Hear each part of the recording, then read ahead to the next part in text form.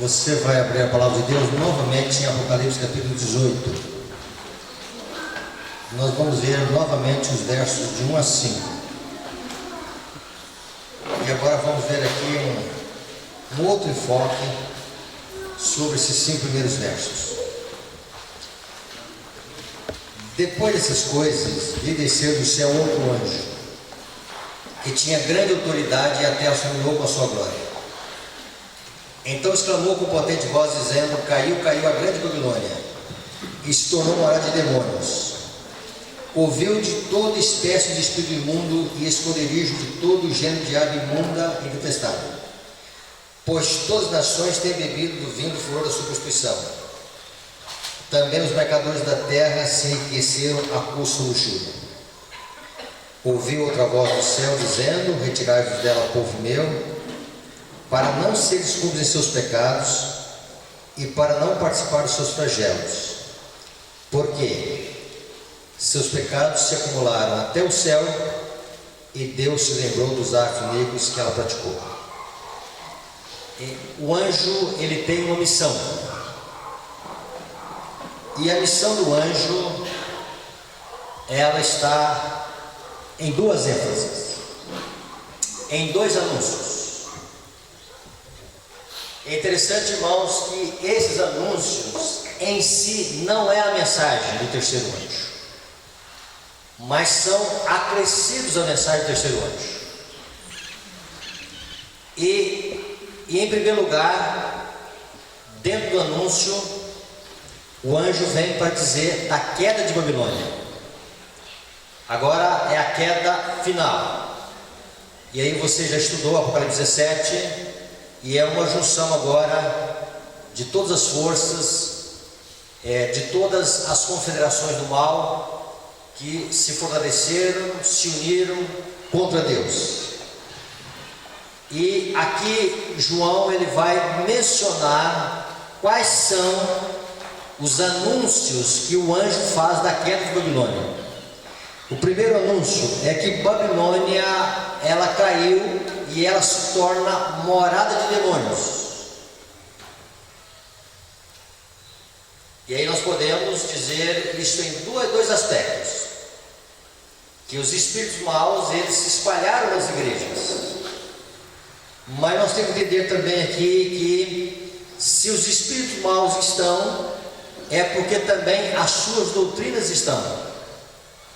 E uma delas, a doutrina da imortalidade da alma, que ela cria vínculo com o espiritismo. Então o anjo vem para denunciar o espiritismo e os anjos fazendo parte das corporações religiosas. Quando nós olhamos isso, irmãos, o anjo então ele continua acrescendo que Babilônia caiu porque também ela se prostituiu com os reis da terra, união do poder civil com o poder religioso, ou o poder civil dirigindo o poder religioso.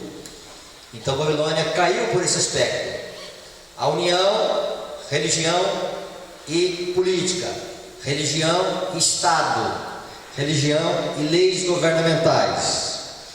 Este é o aspecto aqui da queda de Babilônia. Dentro desse aspecto ainda da queda de Babilônia, diz sobre os mercadores da terra, e eles se enriqueceram à custa da luxúria de Babilônia. Então João está aqui especificando nessa visão quais são os pecados de Babilônia e quais são os anúncios que esse anjo está referendando sobre a queda de Babilônia. Mas também dentro desses anúncios tem uma outra linha, que é uma chamada. Isso está no verso 4, como nós já lemos, né? Então vejam bem, verso 4, nós encontramos: ouvi outra voz do céu dizendo: Retirai-vos dela, povo meu, para não seres cúmplices em seus pecados e para não participar dos seus flagelos. E dentro desse aspecto é para o povo de Deus se retirar de Babilônia. Então vamos aqui guardar bem esse quadro. O anjo só desce quando Babilônia se torna morada de demônios quando ela se une com seus amantes, os reis da terra, e quando os mercadores da terra também se enriquecem a forças ou luxúria, e quando Babilônia dá de beber a todas as nações. Então nós encontramos dentro desse aspecto que esta é a missão do anjo, e junto com essa missão diz que tem uma chamada para aqueles que estão em Babilônia e precisam sair de Babilônia. Então a mensagem do terceiro anjo, que é a mensagem que nós professamos agora, ela vai ser soada num alto clamor quando esse anjo desce do céu. E é interessante aqui que a gente vê que ao mesmo tempo em que uma torre é levantada, ao mesmo tempo em que os pecados de Babilônia vão se acumulando até o céu, e quando chega ao limite da paciência de Deus, é a hora de Deus descer, assim como foi na Torre de Babel, né? À medida em que eles estão construindo um monumento em rebeldia ao Criador, e aí Deus disse, né? Vinde, desçamos, para ver o que está acontecendo ali. Nesse aspecto aqui, Babilônia está amadurecida para o juízo. No entanto, Deus, Ele ainda tem os seus que estão lá. E aí Deus precisa chamá-los para, vamos dizer assim, sair de Babilônia. Isso aqui, irmãos, é muito significativo nós entendermos isto, né? E nós entendermos algumas coisas relativas ao tempo do fim.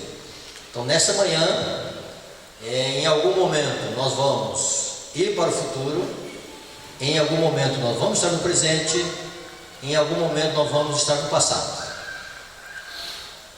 Futuro, presente e passado, nós entendermos e saímos aqui com um quadro na mente. Então esses encontros a gente precisa sair com alguns quadros na mente, e esses quadros eles são dentro do aspecto interessante que nós tenhamos uma visão do fim. No encontro desse foi feita uma observação em torno dessa citação. Não está fácil de ler aí não, né? Ao aproximar-se a tempestade, uma classe numerosa que tem professado fé na mensagem do terceiro anjo, mas não tem sido santificada pela obediência à verdade, abandona a sua posição, passando para as fileiras do adversário, unindo-se ao mundo e participando do seu espírito, chegaram a ver as coisas quase sob a mesma luz, e, em vindo à prova, estão prontos a escolher o lado fácil, popular. Observe aqui que ela fala de tempestade e ela fala de prova. Em algum momento nós temos a tendência de assimilar prova como sendo tempestade, e particularmente eu havia feito essa interpretação. Esta citação, ela está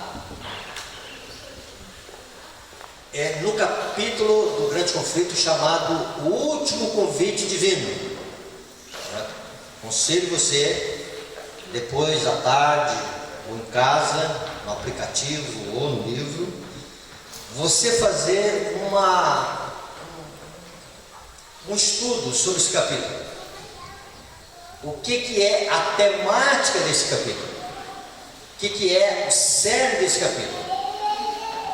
É mostrar os efeitos de como será a vinda do anjo, ou a terra iluminada com a glória de Deus, e o que vai acontecer aqui na terra em termos de pregação do Evangelho. É interessante interessante que em todo o capítulo ela descreve como o Evangelho será pregado, como haverá algumas reações com a pregação do Evangelho e sempre de uma forma triunfante a questão da pregação do Evangelho. E essa citação é a única citação que ela menciona alguma coisa mostrando o processo da sacudidura para aqueles que professaram a fé na mensagem do terceiro anjo, mas que, no entanto, não tem sido santificada a vida em obediência à verdade. E que nesta hora, ao aproximar-se da tempestade, passarão para o outro lado e verão também as coisas quase do mesmo jeito que o mundo as vê. Quando nós fazemos algumas interpretações do que Ellen White falou, em algum momento nós temos que respeitar também o contexto que ela falou. Por que ela está mencionando isso aqui? Né? E que em contexto que ela está mencionando isso? E quando nós assim entendemos, nós vamos entender melhor o que seria esta questão da tempestade e esta questão da prova. Então vamos lá. Nós não vamos aqui trazer todos os detalhes do capítulo, tá? mas tem alguns detalhes aqui. Até que, ou seja, tendo presente, os que apresentavam as verdades da mensagem do terceiro anjo foram muitas vezes considerados como pseudo-alarmistas. Então hoje dizer para o mundo em algum momento que haverá a imposição de um decreto dominical, isto é coisa de conspiração, isto é fantasia, isto é alarmismo. No mundo religioso, nós adventistas, até onde eu sei, somos os únicos que pregamos essas questões.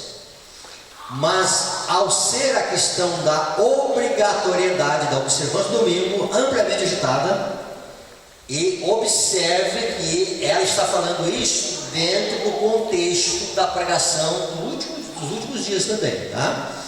E aí vejam bem, ao ser a questão da obrigatoriedade da observância do domingo amplamente agitada, vê se aproximar o fato há tanto tempo duvidado e descrito, e a terceira mensagem produzirá um efeito que antes não seria possível produzir.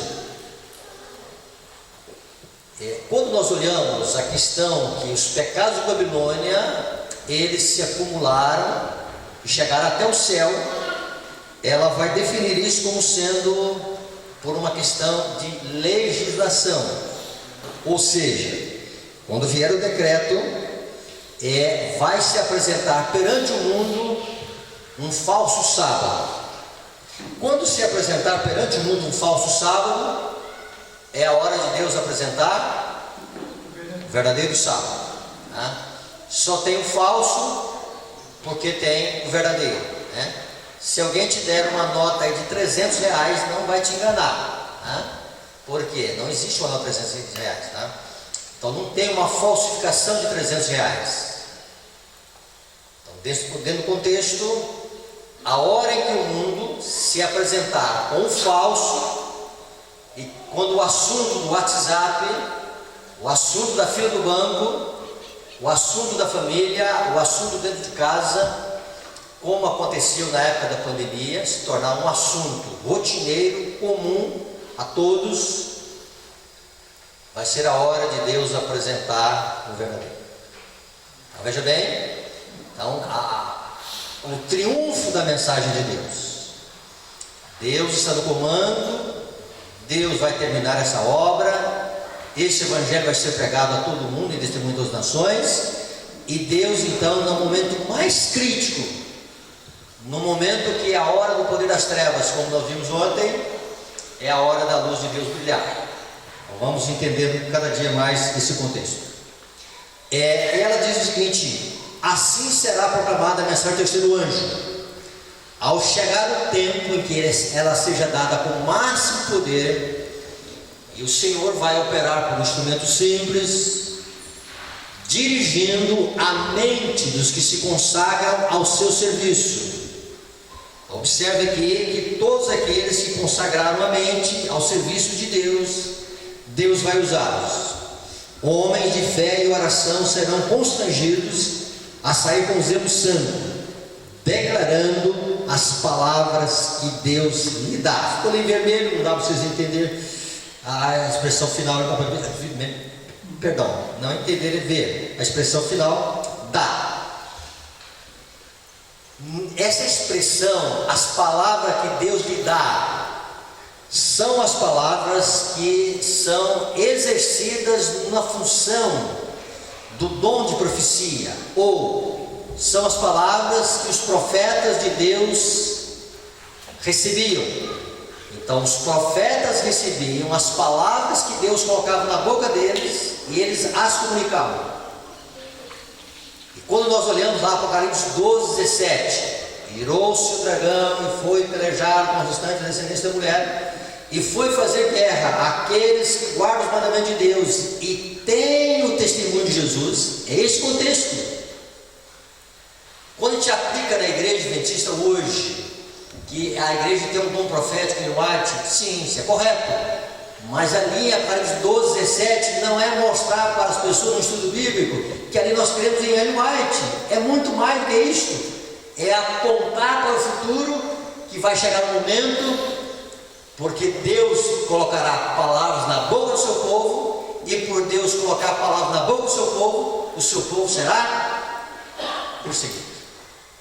Esta é a tá? Se você então abrir esse capítulo, e se você começar a estudar nesta visão, você vai entender então de como será pregada o Evangelho no momento da hora undécima, ou no momento em que o anjo desce com poder e a terra iluminada com sua glória.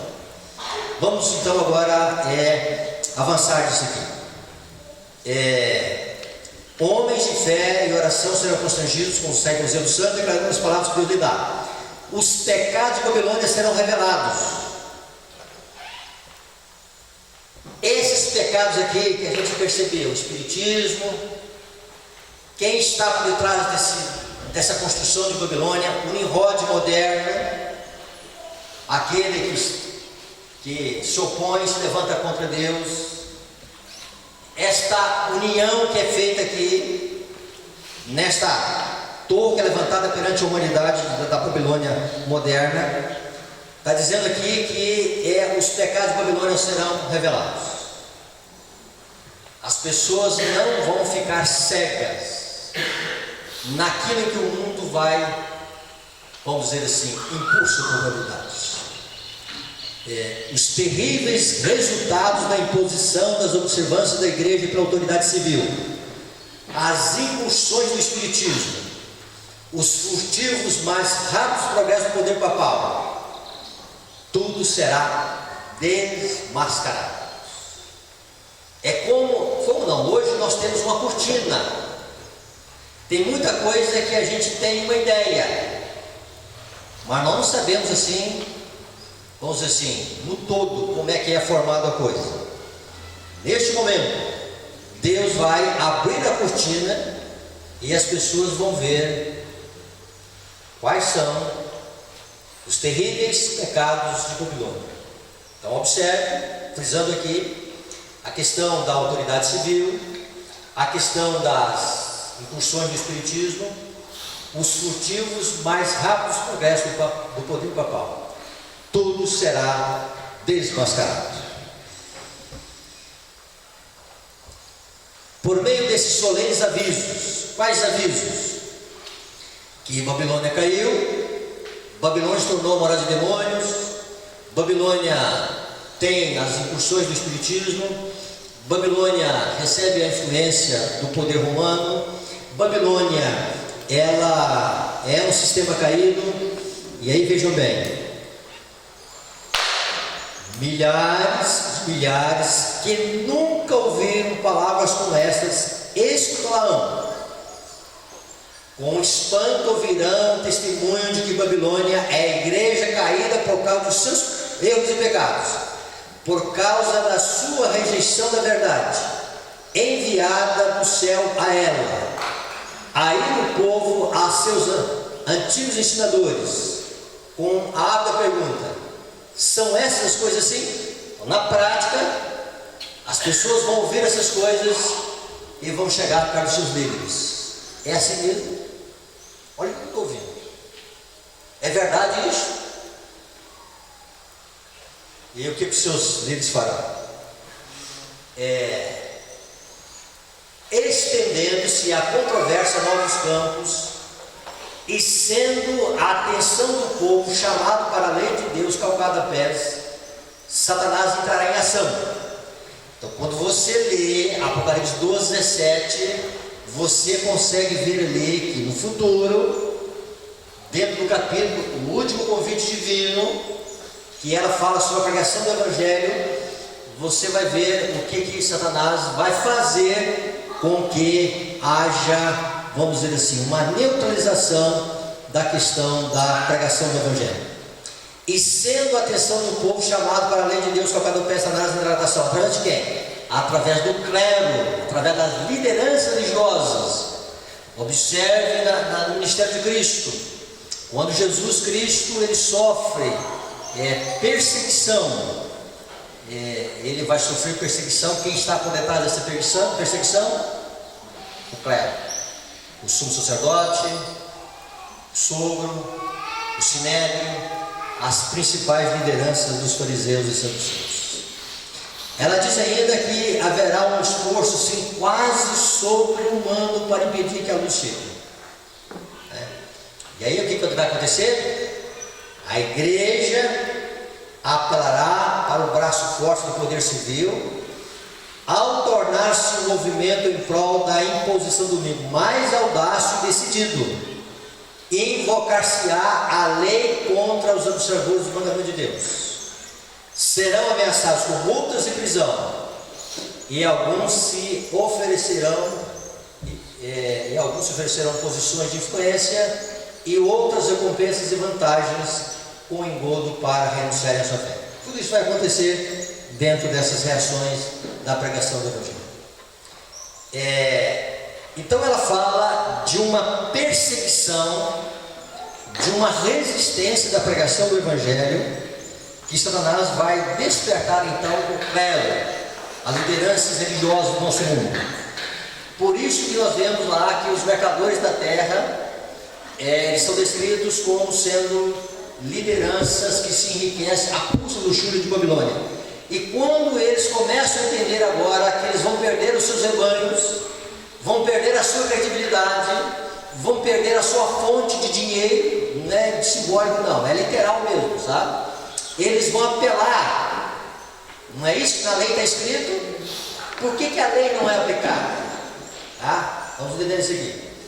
E aí diz o seguinte: mas haverá também, ela não só comenta aquilo que vai acontecer no mundo através das autoridades religiosas, como também ela fala isto em nível pessoal, relacional, com família, emprego e assim por diante. Então ela diz: a conscienciosa obediência à palavra de Deus será considerada rebeldia. Cegado por Satanás, o pai exercerá aspereza e severidade para com o filho crente. O patrão ou patroa oprimirá o empregado pelos servos mandamentos. A afeição será alienada. Os filhos serão deserdados e expulsos do lar. Cumprir-se-ão literalmente as palavras do Paulo: todos que piamente quiserem viver em Cristo padecerão perseguições. Como os defensores da verdade se recusarem a honrar o descanso dominical, alguns deles serão lançados na prisão, exilados e outros tratados como escravos.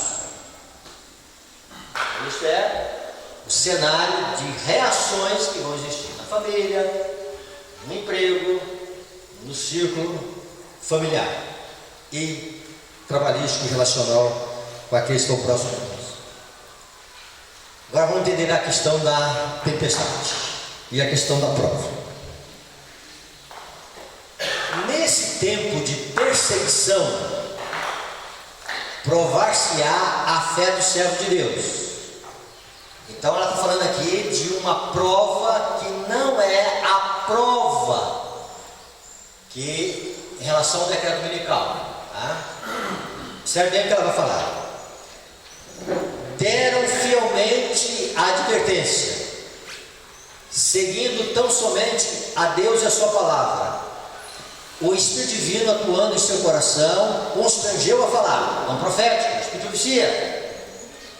Estimulados por um santo zelo e forte impulso divino, cumpriram seu dever, sem deter-se para calcular as consequências de falar ao povo a palavra que o Senhor lhes dera. Agora veja bem, ficou ali vermelho, no cinza não dava para realçar. Todavia, quando a tempestade, e nem eu estou conseguindo ler aqui, né? E oposição e vitupério se romper sobre eles, alguns vencidos pela consternação estarão prontos a exclamar: se tivéssemos previsto as consequências das palavras, teríamos guardado silêncio. Acham cercados de dificuldades, Satanás os assalta com cruéis tentações. O que ela quer dizer aqui, irmãos? Por que o Apocalipse foi escrito em símbolos?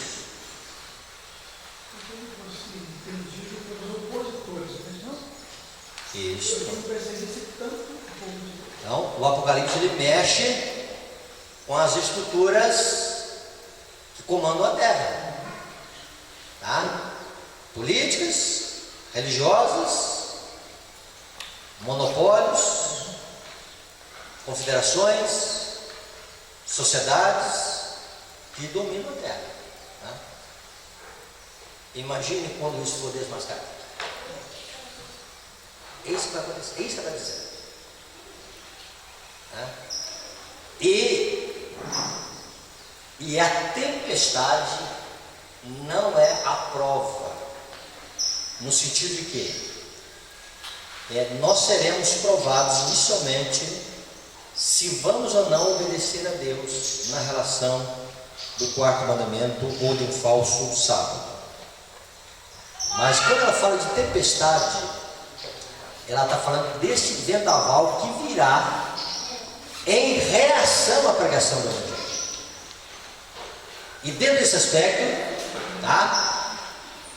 As pessoas que soaram essa mensagem no alto clamor, elas vão expressar ou estará no conselho da vida delas: se tivéssemos previsto as consequências das palavras, teríamos guardado silêncio. Por que João foi para a ilha de Patmos? Porque João falou que Deus colocou na boca dele para o imperador romano. E ele vai dizer: estou aqui por causa da palavra de Deus e do testemunho de Jesus. Por que João Batista teve a cabeça cortada? Por causa da palavra de Deus e da palavra que Deus colocou na boca dele e do testemunho de Jesus. João era profeta, João era mensageiro do Senhor. E João, então, por falar aquilo que Deus colocar nos seus lábios, corta a cabeça dele. Pastor, interessante que João Batista ele denuncia uma união ilícita, né? Uma união ilícita, né? Como Elias anunciou uma união ilícita, entendeu? E como o povo de Deus vai denunciar o seguinte: esse casamento entre igreja e Estado não está correto. Esse casamento que foi feito assim para edificar essa Babilônia moderna não está correto. E quando isso for desmascarado, irmãos, tá? Vai suscitar uma tempestade sobre o povo de Deus. Vamos entendendo isso aqui, dentro desse aspecto. Vamos agora olhar um outro cenário bíblico, tá?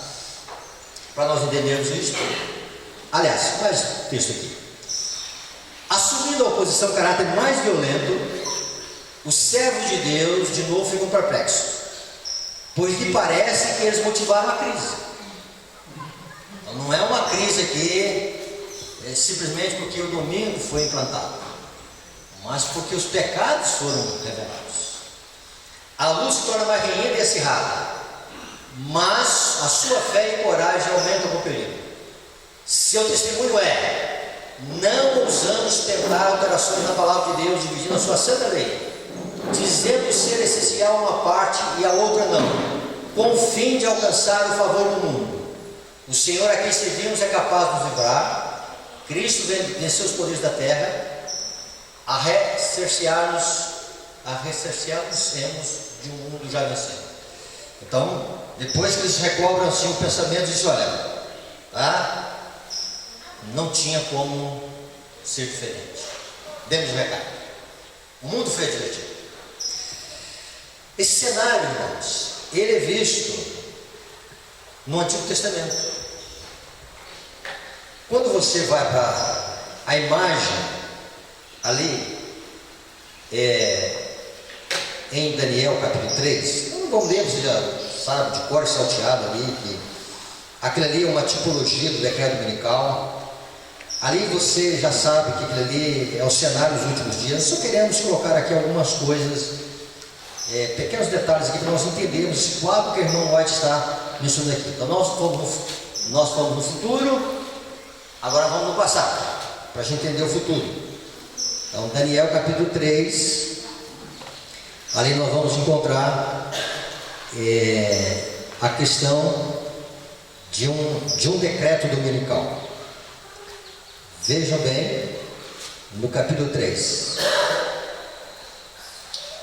Vamos ler o verso 4. Nisto o arauto apregoava em alta voz: ordena-se a vós outros, ó povos, nações e homens de todas as línguas. Como que eu sei que isso aqui é um decreto? Porque o verso 10 vai dizer para nós que é um decreto, né? O verso 10 para nós vai dizer que é um decreto, né? E no momento em que ouvirdes o som da trombeta, do pífaro, da harpa, da cítara, do saltério, da gaita de foles e de toda a sorte de música, nós fizemos aqui um seminário falando um pouquinho sobre música. E interessante que um detalhe aqui que passou a ser percebido aqui sobre essa questão toda sorte de música. Por que toda sorte de música? Não vamos entrar aqui se instrumentos que possam ser tocados na igreja ou não. Não vamos entrar aqui nesse sentido agora, tá? Vamos entrar aqui no sentido porque essa expressão toda sorte de música também está ali, tá? Porque a irmã White mostra coisas que, detalhezinhos, né, assim, que traz uma beleza ao texto, e que eu particularmente não sabia disso, né? Ela diz que Sadraque, Mesaque e Abednego eram cantores. Então lá tinha a música para eles também. Lá não tinha somente bateria, rock, funk, né? Samba, gospel romântico. Não, lá tinha também os hinos tradicionais. Ou seja, é um sistema que atrairá a todos. A questão da imagem de ouro aquela imagem, ela estava representando algumas coisas. Ela estava representando a palavra de Deus. Pastor, a palavra de Deus, tá? Por que a palavra de Deus? De onde surgiu essa ideia de uma estátua? Nabucodonosor? Não. Ele sonhou, mas depois deletou na mente dele. Precisou ver o profeta. Deus só usou o instrumento humano para o profeta, então, aquilo que o instrumento humano, do outro lado, Deus revelasse, Deus usasse o dom profético de Daniel para mostrar a Nabucodonosor que esse dom que está em Daniel é de Deus. E isso vai exercer influência em Nabucodonosor. E aí Nabucodonosor, seguindo os conselhos dos seus amigos, se é que podemos chamar de amigos, faz uma representação de uma coisa que vamos dizer assim, de onde você tirou esse Nabucodonosor? Olha, Deus me deu um sonho, eu esqueci, Mas veio o profeta de Deus e ele reativou o sonho. E vai acontecer assim: se Nabucodonosor fizesse uma estátua, e essa estátua fosse de ouro, prata, bronze, ferro e barro, não é a palavra de Deus? Quando ele faz toda de ouro, ali está uma deturpação da palavra de Deus. Seriam as obras de Edom, né? A mistura do verdadeiro com o falso. Do verdadeiro com o falso. Então ele está o quê? Ali está a palavra de Deus falsificada. Tá? Então, em parte, as pessoas estão em cima de um decreto que vise obedecer a palavra de Deus. De onde a humanidade tirar essa questão que há uma questão de obrigatoriedade no domingo? Vão tirar isso da palavra de Deus. Tá? Se tem uma falsificação nota de R$100, porque tem, como já mencionamos, tem ali uma nota R$100 verdadeira. Do verdadeiro, eles vão tirar uma falsificação da palavra de Deus. E vão dizer, sim, realmente tem que ter um dia. Tá? Esse dia seja domingo. Então, nesse contexto, irmãos, nós encontramos uma coisa. Outra coisa muito interessante: por que Daniel não aparece aqui? Num evento tão. Você já pararam de perguntar por que Daniel não aparece aqui? Então, na sabedoria divina, Deus oculta Daniel daqui, para mostrar o que para nós? As 3 mensagens angélicas. As 3 mensagens angélicas. E aqueles que são santificados por essa mensagem angélica. Aí você pode fazer algumas conexões com Daniel 1, tá? Começa lá uma reforma de vida, começa com os princípios de saúde, tá? E aí vejam bem, preparando o povo para uma prova maior. Dentro desse contexto, irmãos, vamos avançar aqui no verso 8. Então vai haver aqui o arauto anunciando, né? Todos deverão estar prostrando diante da imagem. Ora, verso 8: no mesmo instante se chegaram alguns homens caldeus e acusaram os judeus. Então veja bem aqui que é uma acusação geral. Rei, vamos dizer o seguinte: os judeus, e eles não estão adorando. Tá? Vejam bem. O rei, vive eternamente. Tu, o rei, baixaste o decreto pelo qual todo homem que ouvisse o som trombeta, do pífaro, da harpa, da cítara, do saltério, da gadifone e toda sorte de música se prostraria e adoraria a imagem de ouro. E qualquer que não se prostrasse e não adorasse seria lançado na fornalha do fogo ardente. O que a gente coloca aqui, irmãos? A prova. Então, qual que seria a prova? Ceder ou não diante do decreto. Isso é a prova. E o que seria a tempestade? Aquilo que se forma depois da prova. Vejamos. E ele vai dizer, tá? Verso 12: há alguns homens judeus que tu construíste sobre os negócios da província da Babilônia: Sadraque, Mesaque e Abdenego. Estes homens, ó rei, não fizeram caso de ti, ou seja, eles não atentaram para o Estado.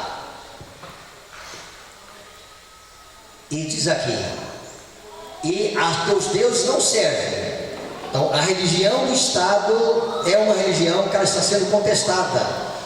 E nem adoram a imagem de ouro que levantaste. Olha, eles estão recusando receber a marca na fronte ou na mão direita. Então, vejam bem, há uma acusação geral. É interessante que esses caldeus aqui não são pessoas do povão, tá? São pessoas que apresentam no capítulo 1. Estão lá próximas do rei, fazem parte lá da sabedoria de Babilônia, fazem parte da religião de Babilônia, sacerdotes de Babilônia. E nós podemos dizer aqui o seguinte: assim como em Jesus houve uma acentuação da perseguição que veio primeiramente em cima do clero, assim como acontecerá nos últimos dias, não foi diferente em Daniel 3. E esses homens estão dizendo: Senhor, tem uma lei, e o Senhor deve aplicar essa lei. Aí o verso 13: então Nabucodonosor, irado e furioso, mandou chamar Sadraque, Mesaque e Abdenego, e trouxeram a estes homens perante o rei.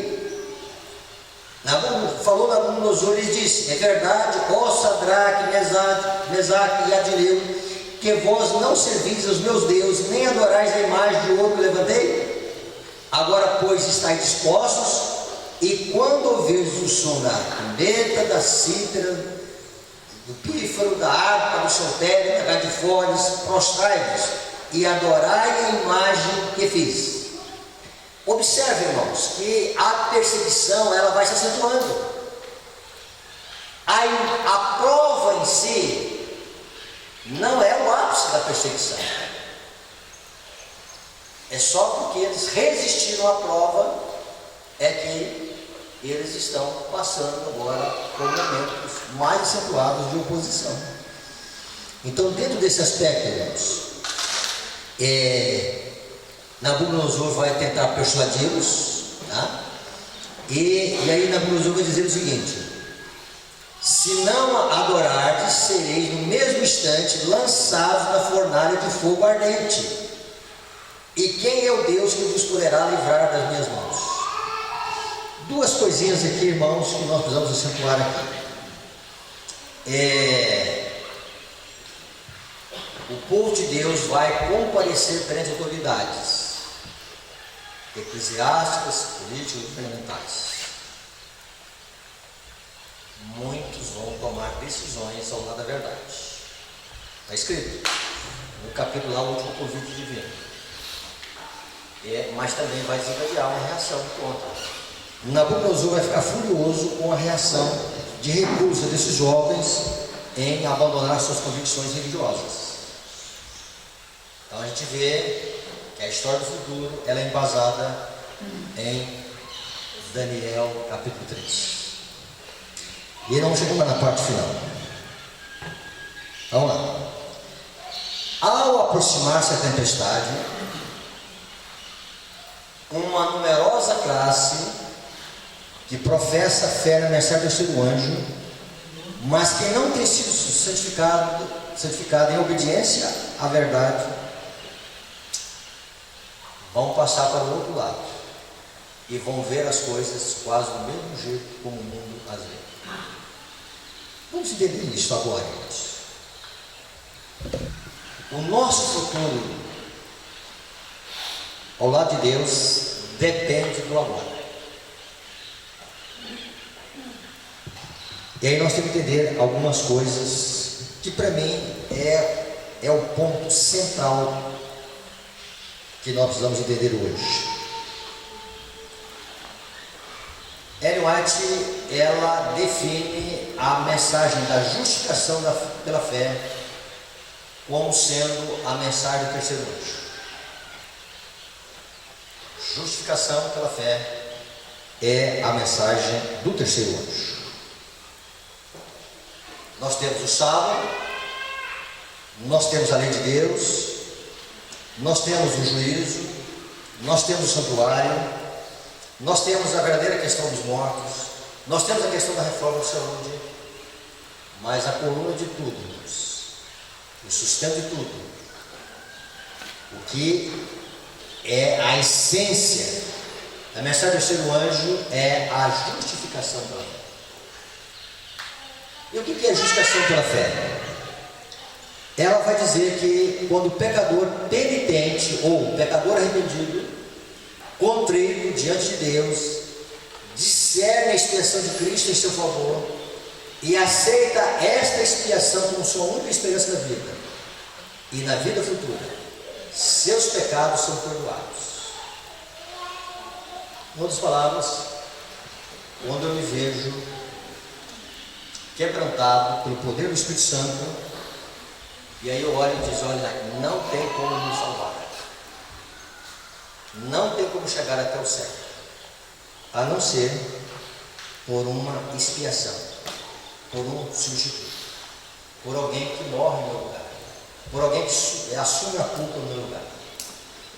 Então vejam bem, Ellen White ela vai trabalhar na justificação pela fé da seguinte maneira. Quando se fala de justificação pela fé, essa palavra justificação significa perdão. Justificação e perdão é a mesma coisa. Quando se fala de justificação pela fé, vamos dizer o seguinte, é a absolvição que Deus faz em nossa vida. Deus justifica o ímpio, não é o santo. Deus perdoa, é o ímpio. Então, quando o ímpio chega até Cristo e ele diz: olha, nada pode remediar a minha culpa, eu preciso do sangue expiatório de Cristo a meu favor, e ele se apega a Cristo, e ele passa da condição de condenado para a condição de absolvido, e mais do que absolvido, ele passa para a condição de inocente, e mais do que inocente, ele passa a condição de amado de Deus. E aí nós somos adotados por Deus. Nós entramos num processo de filiação agora de uma forma diferente. Éramos filhos no sentido de criação, agora nós somos filhos na questão de adoção. Isso é justificação pela fé. Imagina, irmãos, como é que esse Deus é bom, como é que esse Deus é santo. Então, ele perdoa o pecado, ele tira a culpa de nós, ele tira a condenação que está sobre nós, ele tira a maldição que estava sobre nós, ele tira a terrível sentença de condenado que estava sobre nós, e ele diz: olha, não tem nenhuma condenação sobre você, você está livre. Alguém pagou o preço, o substituto pagou o preço, o cordeiro que enviei paguei o preço. Aceite Cristo, o seu sacrifício expiatório, como a única maneira que você tem de chegar ao céu. Interessante, irmãos, que a Torre de Babel é uma tentativa de chegar ao céu com seus próprios esforços. E Deus está dizendo no livro de Gênesis: olha, não se chega ao céu através de uma torre, se chega ao céu através de uma escada. E Jacó vê uma escada, e naquela escada Jacó nasce de novo. Os profecias dizem que Jacó, naquela noite ali em Betel, ele viu o anjo de Deus subindo e descendo, levando as suas necessidades ao trono de Deus e trazendo resposta do trono de Deus para o errante Jacó. Jacó tinha uma dificuldade, irmãos. Qual era a dificuldade de Jacó? Jacó tinha boas intenções. Jacó queria ser primogênito, mas não era uma parte da herança que ele queria mais. Ele não estava tão preocupado com terra. O que ele queria é ser o sacerdote, e através da linhagem do primogênito viria o Messias, e esse era o maior privilégio para Jacó. E Jacó tinha boas aspirações, mas tinha um problema com Jacó. Jacó nunca havia experimentado um novo nascimento.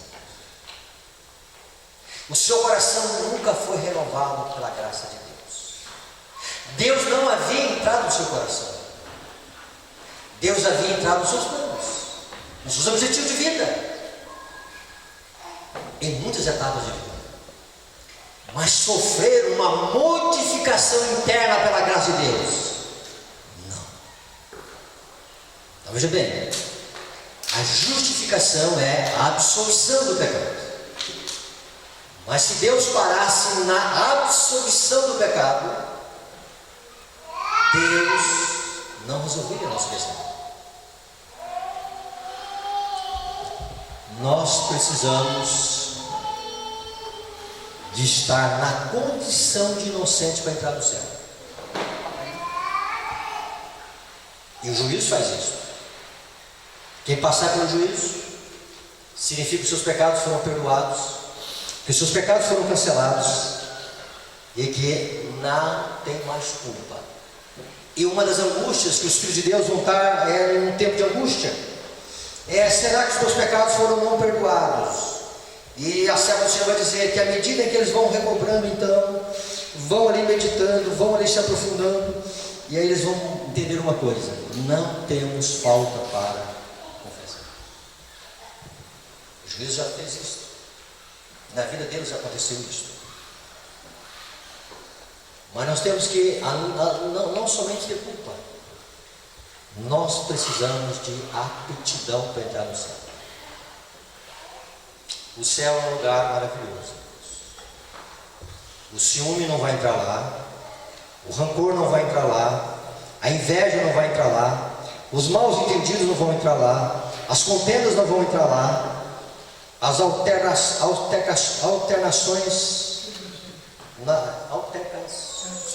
né?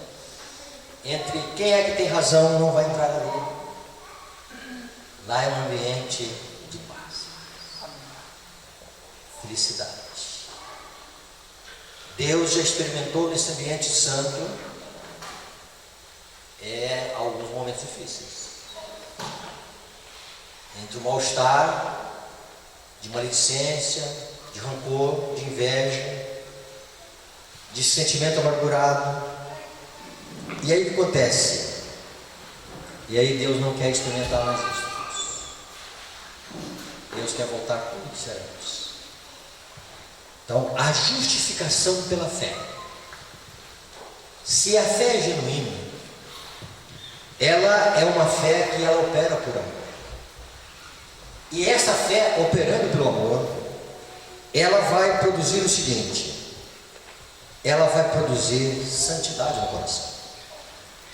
Veja o que está nessa citação. A luz que irradia da cruz revela o amor de Deus. Seu amor atrai-nos a Ele mesmo.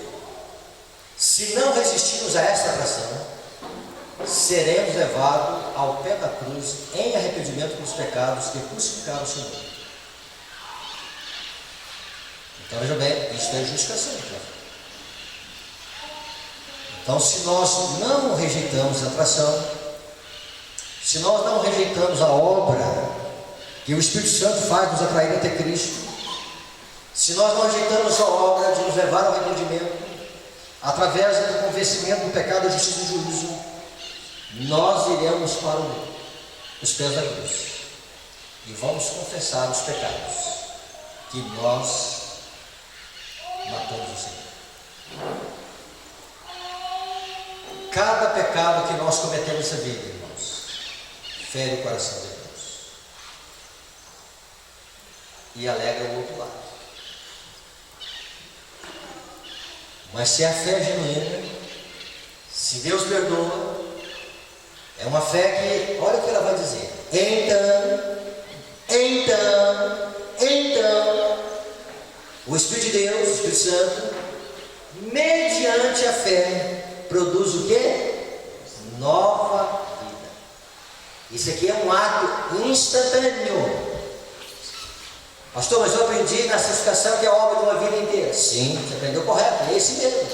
Santificação é uma obra a vida inteira. Mas Deus produzir uma nova criatura é um milagre que está registrado nos Decretos das Nações, que vem uma luz de cima. Luz real, não luz mística. É a luz de Deus. E aonde a luz de Deus entra, tem transformação de vida. Amém. E o coração é renovado pela graça de Deus. Então o Espírito de Deus, mediante a fé, produz nova vida. Os pensamentos e desejos são postos em obediência à vontade de Cristo. O coração, o Espírito, quer dizer, a mente, são novamente criados à imagem daquele que opera em nós. Deus não fez uma recalchutagem. Deus não fez um remendo velho num pano novo. Deus não trabalha assim. Deus trabalha fazendo uma nova criatura.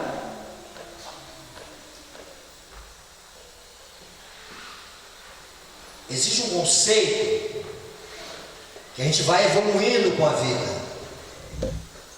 Se eu vou ficando mais velho, eu vou sentindo mais atração para as crianças e não trato as crianças agora como eu tratava mais duro as duas que eu tinha em casa. Isso é um conceito de melhoramento. Mas não é isso que Deus quer. Deus quer uma mudança radical. E essa mudança radical, ela vem com a justificação pela fé. Então, justificação pela fé não é uma crença. É mais do que uma crença. É uma experiência de vida. E aí vejam bem. Olha novamente a expressão que ela usa. Então, a lei de Deus é escrita na mente e no coração, e podemos dizer com Cristo: deleite-me em fazer a tua vontade. Ou seja, a partir daí vai ter uma obediência voluntária, prazerosa a Deus. Onde está a nossa dificuldade, irmãos? A fé nominal em Cristo, que eu aceito apenas como Salvador do mundo, não pode trazer cura à alma. Não basta crer no que se diz acerca de Cristo. Devemos crer nele. A única fé que nos beneficiará é que o abraça como Salvador pessoal, que se apropria de seus méritos. Vamos aqui parar nesse pensamento e vamos entender da seguinte maneira. Vem para cá, Gilberto. Ela vem dizendo aqui sobre a fé comparada, uma fé que se apropria de Deus. Isso é fé genuína. Ela compara isso com um abraço. Mas na pandemia, lá na Bahia, numa cidade da Bahia, na segunda crise da pandemia, nós chegamos lá e as pessoas começaram assim. Está unido? Está unido. Mas não é a ligação que Deus quer. Pode sentar. Então, vejam bem, irmãos. Se há uma união com Cristo, de Cristo que é o tronco, e nós somos o ramo, nós estávamos separados do tronco, o pecado fez separação, numa condição de condenação. Agora, pela fé, nós somos enxertados no tronco, e a seiva do tronco, a seiva da videira, é comunicada aos ramos. Então, isto é o fruto da justificação da fé. E essa seiva, esta ação do Espírito de Deus, o poder do Espírito Santo, vai produzir em nós uma nova criatura, e dentro da nova criatura, vamos dizer o seguinte, uma obediência voluntária a Deus. Aonde está o nosso perigo, irmãos? Vamos chegar na parte final. É nós vivemos com uma fé nominal em Cristo. E não uma fé que abraça Cristo. Estudar profecias é muito bom. Acompanhar os eventos finais é muito bom. Mas preste bem atenção nisso aqui. Há o perigo de nós sermos profissionais na profecia sem usufruir da fé de Jesus.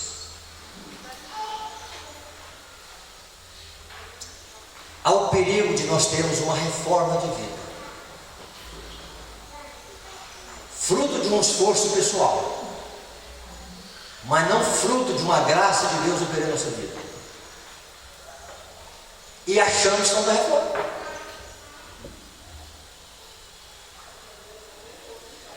Se não for fruto da graça, se não for fruto de um coração renovado pela graça de Deus, é o que Jesus vai dizer.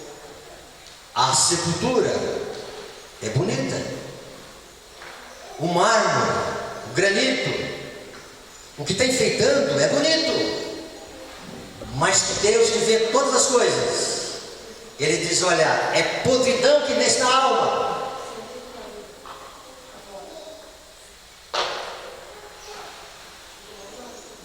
Se profecia separada da justificação pela fé é só aventurar em conhecer o futuro, mas sem o poder experimentador de Deus, não resolve. Nós entramos aqui na questão do sábado. Aonde estava a dificuldade dos sábados para os fariseus? Então eles tinham um lado bom deles. Eles tinham coisas que eles eram zelosos, e até que algumas coisas não aprender com eles. Tinha outras coisas que eram exageradas, tradições humanas, mas tinha coisas que nós precisamos aprender com eles. Mas aonde estava a dificuldade deles? Eles eram muito zelosos pela verdade.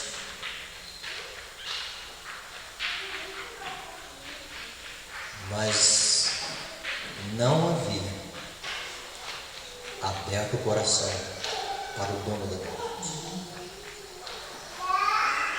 O que era o sábado para eles?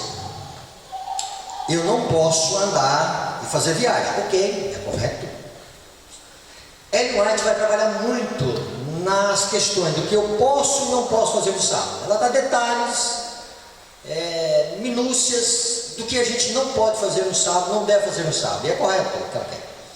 Mas vamos entender agora onde estava a maior dificuldade dos judeus da época de Cristo. Eles eram meticulosos em questões externas, mas eles entravam no sábado querendo matar alguém. E o sábado para eles era uma farsa. E eles não sabiam que era uma farsa. Nós somos o povo de Deus. Nós estamos na reforma. Então o que deveria acontecer no pôr do sol? Entre muitas coisas, estou eu entrando no dia do Senhor amargurado com João? Estou eu remoendo alguém que pisou em mim, que falou alguma coisa que eu não gostava, que eu não gostasse? Vejam bem, irmãos, nós precisamos de uma faxina, de algumas coisas que envolvem a nossa vida, mas nós precisamos de uma forma. Mas por que eles estão tendo dificuldade em relação a isso aí? Porque eles rejeitaram a justiça de Cristo, onde já dizia todas as nações, e aceitaram a sua própria justiça. E na justiça de Cristo, eles, vamos dizer o seguinte, que deveriam usar essa justiça, eles a rejeitaram e estabeleceu a própria justiça. E ela vai dizer o seguinte: o sábado perdeu o sentido para eles.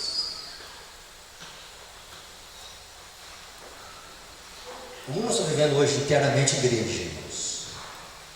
O sábado está perdendo sentido para nós. Por causa de quê? Rejeição da justiça de Cristo. Quando nós rejeitamos a justiça de Cristo, nós estabelecemos a nossa própria justiça. Às vezes nós colocamos reforma exterior. E precisa colocar. Mas é muito mais do que exterior. Eu não posso, no meu coração, entrar no dia de sábado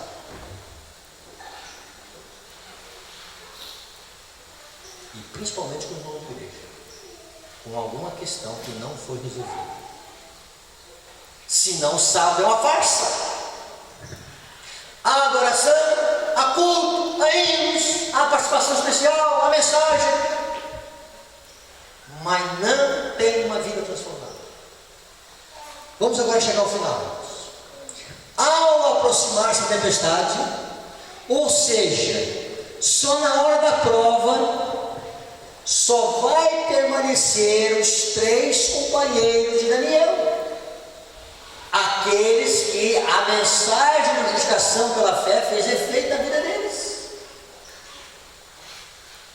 e a reforma de vida deles é uma reforma que o céu acompanha, e uma reforma que é feita pela fé em Cristo Jesus. Amém. Não é uma reforma interesseira e externa, não é uma reforma para agradar a Deus de uma maneira de maquinaria humana, mas é uma maneira seguinte: Senhor, o que tu queres de mim?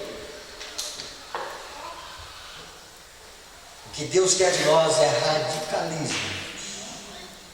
Mas como, pastor? Eu ser radical comigo mesmo. Quando eu começo a ser radical com o outro, eu estou numa falsa reforma. Quando eu exijo que o outro esteja crendo do mesmo jeito que eu creio, não é esse o plano de Deus. O plano de Deus é que a graça dele atinja todos. Queridos irmãos, isso para mim tem sido assim. Por que o pastor está pregando essa ênfase? Já são 15 anos, acho que são 15 anos já. 2006, 14 anos, que Deus colocou essa mensagem no meu coração. E a gente vê muitos corações que aderem, muitos corações que são abertos, mas não são santificados por Ele. A vida permanece a mesma. Ou alguns têm reformas exteriores, também não resolve. Nós precisamos ser santificados por essa verdade, irmãos. Senão, antes mesmo da tempestade vier sobre a pregação do Evangelho, nós estaremos lá por fora, mesmo crendo em profecias verdadeiras, mesmo tendo alguns hábitos de vida que são para nós vistos como reforma, mas tem que ser fruto da graça de Deus operando em nossa vida, da justiça de Cristo. Só existe uma maneira de chegar aos céus: Cristo Jesus, pela sua justiça, pelos seus méritos. E o Espírito Santo trabalhando no nosso coração para expurgar a nossa vida, irmãos. Tudo que é ruim, tudo que é mal, tudo que é profano, tudo que é sensual, tudo que é contenta, tudo que é vaidade, tudo que é consumismo, tudo que é mundanismo, tudo aquilo que não agrada a Deus. Comecemos a experimentar o poder de Deus, irmãos. Amém. Como nunca nós experimentamos, dizendo: Senhor, som, o Senhor é o único que conhece o meu coração, e o Senhor pode mostrar para mim, Senhor, aonde que eu preciso mudar e melhorar, aonde que eu preciso fazer uma mudança de vida, Senhor,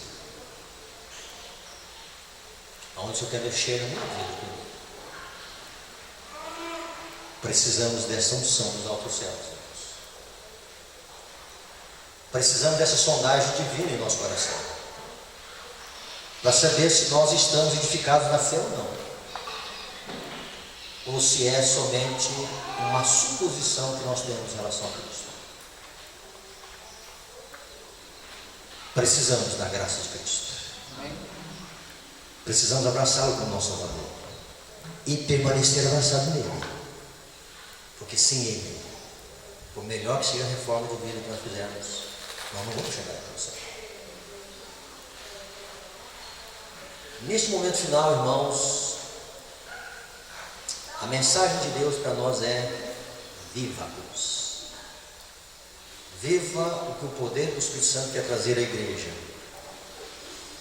O que Deus quer restaurar em nossa vida, irmãos. O que Deus quer fazer no nosso coração. O que Deus quer fazer na nossa vida. E a nossa oração deve ser: Senhor, tira do meu coração toda a amargura de espírito, toda inimizade, Senhor. Tira de mim todos os traços do mundanismo, Senhor. Sonda-me, Senhor. Precisamos da tua graça. Precisamos do teu santo e bom Espírito. Irmãos, eu acredito que ninguém aqui quer ser cirandado na prova. E se Deus permitirá que uma tempestade se avolume depois da prova, é porque Ele vai encher homens e mulheres do seu Santo Espírito. Senhor nosso Deus, precisamos do teu Santo Espírito, Senhor. Precisamos da tua graça, Senhor. Precisamos de ti, Senhor. Ajuda-nos, Senhor. Salva-nos, Senhor.